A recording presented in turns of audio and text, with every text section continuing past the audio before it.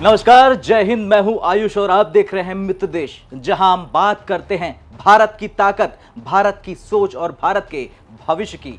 भारत से पक्की यारी के लिए रूस, इजराइल और फ्रांस में होड़ मच गई है। कल हमने भारत तक में आपको दिखाया था, रूस ने भारत के साथ यात्री विमान की डील की और उसके ठीक 24 घंटे बाद फ्रांस ने कर दिया है बड़ा खेल। जी हां, आज का एपिसोड भारत की तकनीकी शक्ति, अंतरराष्ट्रीय साझेदारी के उस ऐतिहासिक पल पर है जिसने दुनिया को सोचने पर मजबूर कर दिया है।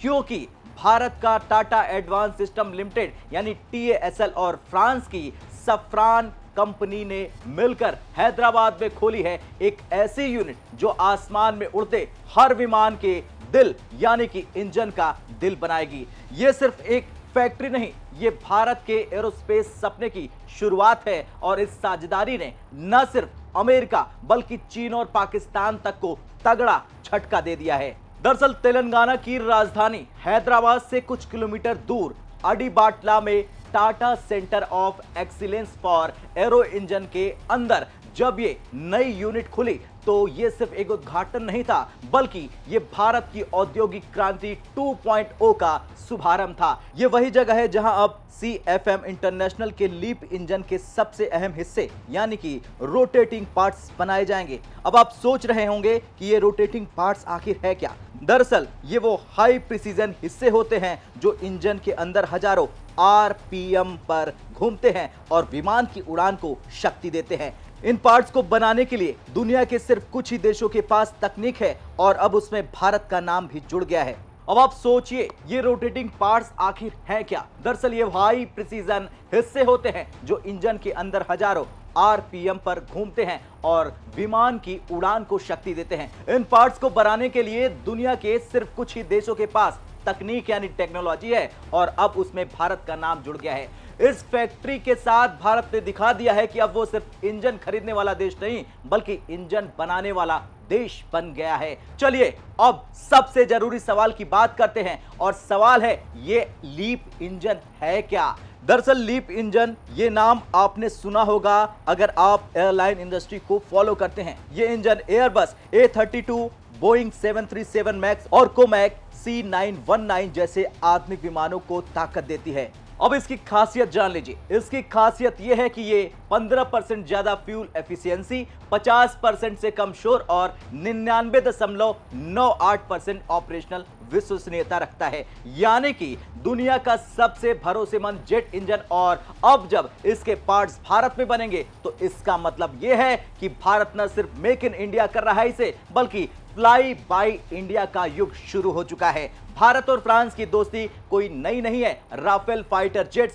स्कॉर्पियन पनडुब्बियां और अब ये लीप इंजन पार्ट्स, ये तीनों उस विश्वास की मिसाल है जो दोनों देशों के बीच दशकों से बना हुआ है। सफ्रान और टाटा का ये प्रोजेक्ट उसी भरोसे पर टिका है। सफ्रान पहले से ही भारत में रिपेयर और सर्विसिंग हब बना चुका है। अब मैन्युफैक्चरिंग की ओर कदम आगे बढ़ाने का मतलब है कि दीर्घकालिक तकनीकी साझेदारी। और यही वजह है कि आज जब फ्रांस भारत पर भरोसा करता है तो अमेरिका और चीन दोनों की भौहें तन जाती हैं, आंखें फटी की फटी रह जाती है। अब सवाल यह बनता है कि अमेरिका को क्यों लगेगा झटका। दरअसल अमेरिका के GE एरोस्पेस और सफ्रान दोनों मिलकर CFM इंटरनेशनल चलाते हैं, लेकिन सफ्रान ने अपनी नई यूनिट के लिए भारत को चुन लिया है, न कि अमेरिका को। क्यों? क्योंकि भारत में वो लागत दक्षता है, वो इंजीनियरिंग स्किल्स है और वो राजनीतिक स्थिरता है जो हर ग्लोबल कंपनी चाहती है। इस फैसले से अमेरिका को झटका इसलिए भी लगा क्योंकि लीप इंजन प्रोडक्शन में अब भारत केंद्र में आ चुका है, हब बन चुका है, सेंटर बन चुका है। यानी अमेरिका का वर्चस्व थोड़ा कम हो गया है। भारत धीरे धीरे उस पोजीशन पर पहुंच रहा है जहां वो ग्लोबल एरोस्पेस सप्लाई चेन का केंद्र बन जाएगा। अब बात करते हैं पड़ोसी मुल्क चीन की, जिसने खुद को एशिया का टेक्नोलॉजी हब बताया है, लेकिन चीन के कोमैक C919 विमानों को अब भारत से बने पार्ट्स वाले लीप इंजन चलाएंगे। यानी एक तरफ चीन दावा करेगा हम आत्मनिर्भर है और दूसरी तरफ उसके इंजन के अंदर भारतीय टाटा के बनाए पार्ट्स होंगे।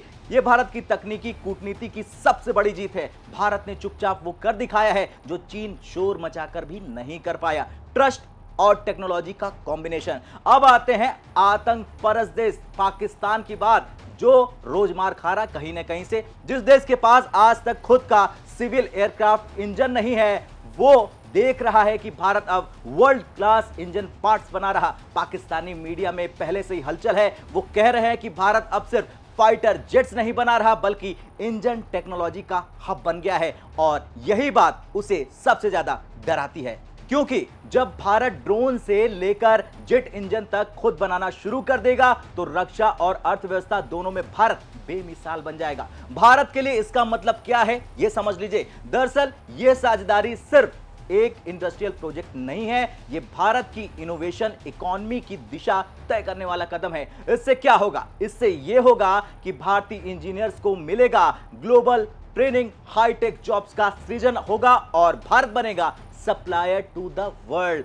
आज भारत दुनिया का तीसरा सबसे बड़ा लीप इंजन ऑपरेटर है। 75% कॉमर्शियल एयरक्राफ्ट इन्हीं इंजनों से चलते हैं और जब ये पार्ट्स यहीं बनेंगे, इंडिया में बनेंगे, तो लागत कम और एक्सपोर्ट बढ़ जाएगा और आत्मनिर्भर भारत का सपना साकार हो जाएगा। अब आप कहेंगे कि आगे क्या होगा? दरअसल सफरान और टाटा मिलकर पूरे इंजन असेंबली और टेस्टिंग यूनिट भी भारत में लगाने की तैयारी कर रहे हैं और अगर ऐसा हो गया तो भारत उन कुछ देशों में शामिल हो जाएगा जो जेट इंजन डिजाइन, निर्माण और मेंटेनेंस तीनों खुद करते हैं। यह है भारत की नई उड़ान, जहां मेड इन इंडिया सिर्फ एक नारा नहीं बल्कि गर्व की पहचान बन चुकी है। अब आप ये कहेंगे मुझसे कि भारत का पक्का दोस्त कौन है? रूस, जिसने कल फिर से भारत के साथ डील की यात्री विमान की, या इजराइल जिसने कल ही एक नया रक्षा सौदा किया, या फिर फ्रांस जो आज बड़ा खेल कर गया। दरअसल भारत की विदेश नीति हमेशा सभी से दोस्ती, किसी से दुश्मनी नहीं के सिद्धांत पर टिकी रही है। लेकिन तीन देश रूस, फ्रांस और इजराइल ऐसे हैं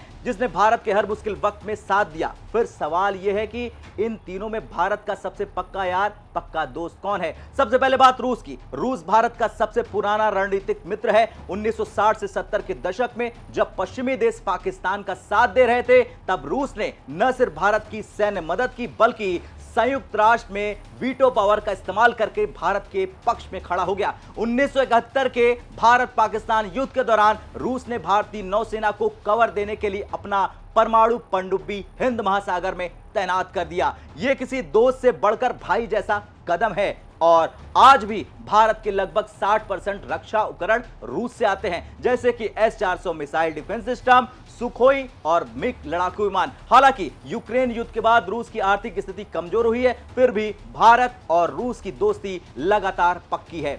अब बात करते हैं फ्रांस की। फ्रांस भारत का नया लेकिन बहुत मजबूत स्ट्रेटेजिक पार्टनर है। राफेल लड़ाकू विमान, स्कॉर्पियन पनडुब्बियां और हाल ही में सफरान के साथ इंजन प्रोजेक्ट, ये सब फ्रांस की टेक्नोलॉजिकल भरोसेमंदी दिखाता है।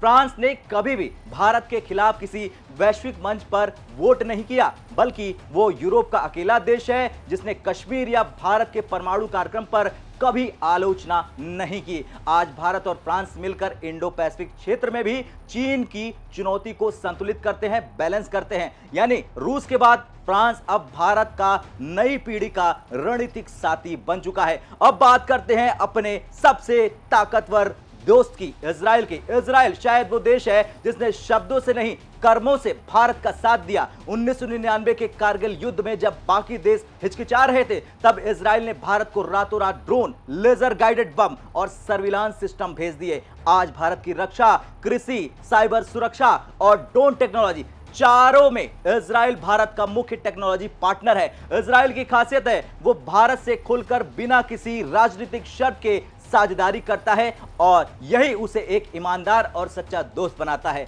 अगर इतिहास देखें तो रूस, अगर वर्तमान और भविष्य देखें तो फ्रांस और इजराइल तीनों का अपना अपना रोल है। लेकिन अगर एक नाम चुनना ही पड़े तो फ्रांस आज भारत का सबसे संतुलित, भरोसेमंद और भविष्य का मित्र देश है। रूस दिल का दोस्त है, दिल से दोस्त है, और इजराइल जिगरी यार है। यानी तीनों भारत से कंधा मिलाकर खड़े रहते हैं। भारत का पक्का दोस्त कोई एक देश नहीं बल्कि वो तीन ध्रुव हैं, रूस की वफादारी, फ्रांस की रणनीतिक समझ और इजराइल की टेक्नोलॉजी। तीनों मिलकर भारत की दोस्ती का त्रिशूल बनाते हैं।